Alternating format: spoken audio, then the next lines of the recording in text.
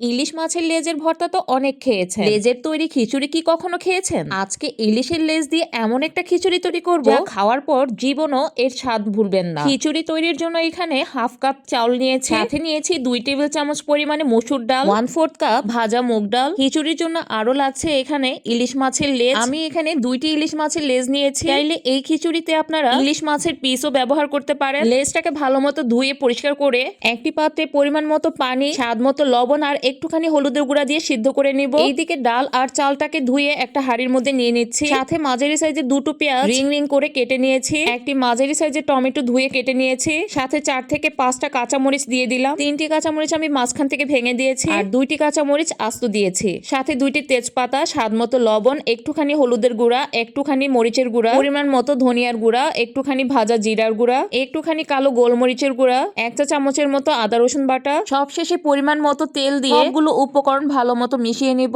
আমি একটা চামচের সাহায্যে ভালো মতো মাখিয়ে নিয়েছি। এবার মাছ সিদ্ধ করার পর যে পানিটা ছিল সেই পানিটা আমি এই খিচুড়ির মধ্যে দিয়ে দিব। সাথে পরিমাণ মতো নরমাল পানিও দিয়ে দিব। এরপর নেড়ে চেড়ে চুলায় বসিয়ে দিব। খিচুড়িটা রান্না হতে থাকুক। আর এইদিকে যে ইলিশ মাছের লেজ আমি সিদ্ধ করে রেখেছিলাম, লেজগুলো থেকে ভালো মতো কাটা বেছে নিয়েছি। আপনারা চাইলে ইলিশের টুকরো দিয়েও এই খিচুড়িটা রান্না করতে পারেন। ইলিশের এই খিচুড়িটা এতটাই মজা আপনারা না খাওয়া পর্যন্ত বিশ্বাসই করতে পারবেন না। খিচুড়িটা সুন্দর মতো রান্না হয়ে গেছে। এই পর্যায়ে বেছে রাখা মাছটা দিয়ে নেড়ে চেড়ে আরো 1 থেকে 2 মিনিটের মতো রান্না করে পরিবেশন করে নিয়েছি। গরম গরম এই খিচুড়িটা যখন খাবেন আপনার কাছে মনে হবে যেন অমৃত খাচ্ছেন।